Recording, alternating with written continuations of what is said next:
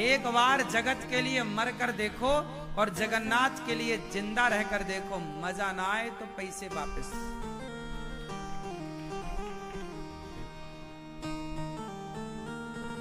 आप लोग अभी जिंदा किसके लिए हैं? बच्चों के लिए, पत्नी के लिए, परिवार के लिए। ये सब तुम्हें नोच नोच के खा जाएंगे। आप लोग कहते ना महाराज जी हम तो कब के मर गए होते, वो तो बच्चों के लिए जिंदा है। तुम जिंदा हो परिवार के लिए, तुम जिंदा हो जगत के लिए। अरे जगत के लिए जिंदा हो इसलिए रो रहे हो। जिस दिन जगन्नाथ के लिए जिंदा रहोगे उस दिन प्रभु क्या ना दे देंगे आपको। जरा मानसिकताएं तो बदलो, जरा विचार तो बदलो, जरा बदलाव की कोशिश तो करो। आप भी उस तोते की तरह, अब ये बूढ़ी मैया जितनी हैं 60 के बाद की, 50 के बाद की, तुम भैया काहे नहीं संसार के लिए मर जाते हो? अब जिंदा रहो तो केवल भगवान के लिए, समाज के लिए अब छोड़ो। अब तुम बुढ़ापे 90-90 साल के बुढ़े शादियां अटेंड कर रहे हैं। ये तुम्हारी शादी अटेंड करने की समय उम्र है कि राम राम जपने की है। अब व्यवहार से छोड़ो, हटाओ अपने आप, तो मरा हुआ साबित करो भैया मर गए। अब हम जिंदा नहीं हैं, अब हम तुम्हारे काम के नहीं हैं। अब तो अपनी जितनी सांसें बची हैं हर श्वास की रजिस्ट्री भगवान के नाम कर दो। हर श्वास में कृष्ण का अधिकार हो। श्वास श्वास में हरि भजो, वृथा श्वास मत खोए, ना जाने इस श्वास का आवन होए ना। गुलाबी मैया कहां चली मेरी माँ? जा रही हो? टाटा कर लो। अच्छा टाटा, टाटा भी नहीं कर रही मैया, हम जा रहे हैं। सुनो, तो आज से हमें क्या सीखना है? 50 साल के बाद भगवान के मतलब के हो जाओ। 50 साल तक खूब जिम्मेदारियां पूरी करो, काम करो। लेकिन धीरे धीरे काम कब तक? धीरे धीरे काम करो, काम छोड़ो मत, ठीक है, पर सारा कुछ करते हुए एक समर्पण भगवान में बना रहे। जैसे आप काम किसके लिए करते हैं? पत्नी के लिए, पुत्र के लिए ना। अब पत्नी पुत्र के लिए नहीं करना, अब जो करना है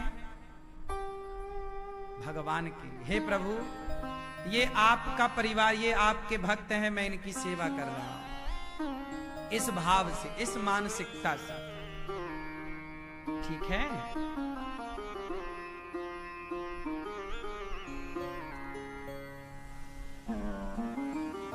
राजा परीक्षित जी से कहा सुखदेव भगवान ने, जितासनो जित श्वासो जित संगो जितेंद्रिय। जितासनो, जितासनो जित श्वासो, आसन जीतो, प्राणायाम जीतो, योग करो, ध्यान लगाओ भगवान का। हाँ, आप लोगों ने सारी जिंदगी संसार के लिए भागा दौड़ी की है, कब ध्यान लगाया भगवान का? कब तुमने आंखें बंद करके भगवान को याद किया? टाइम ही नहीं है आप लोगों के पास। ऐसे ही दौड़ते दौड़ते मर जाओगे। सारी जिंदगी करते हो धन धन धन धन धन, आखिरी में बच्चे कार्ड छपा के बांटते हैं, पिताजी का हो गया निधन। हाँ, धन के पीछे भागते रहे, धन धन से कहां पहुंच गए? निधन।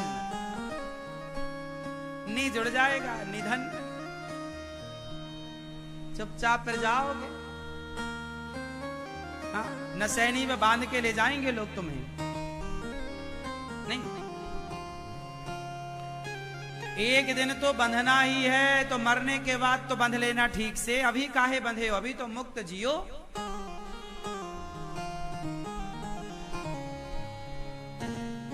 पैसे तो जीते जी नहीं बरसते, मर जाओगे तुम्हारे ऊपर पैसे बरसाए जाएंगे। हाँ या ना?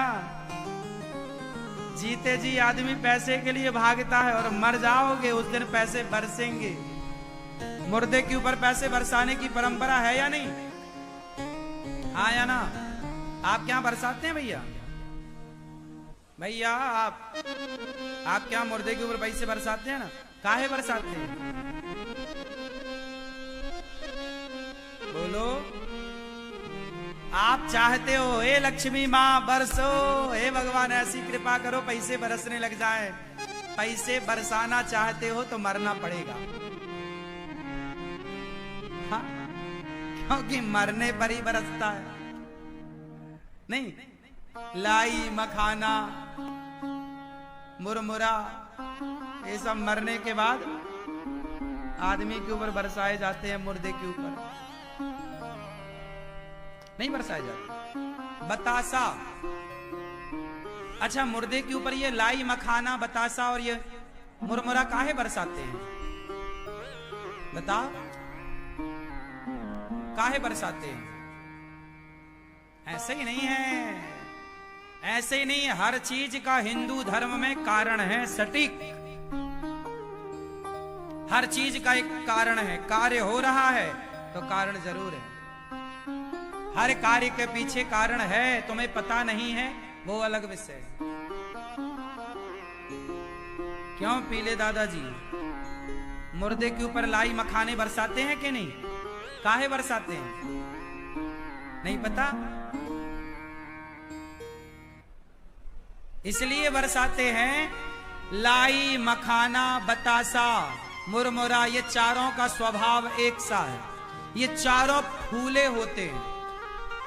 बतासा फूला होता है, दबाव तो पिचक जाता है। मखाना फूला होता है, दबाव पिचक जाता है। लाई फूली होती है, मुरमुरा फूला, दबाव पिचक जाता है। ये चारों का स्वभाव एक सा है, फूले रहते हैं। बोलो हाँ।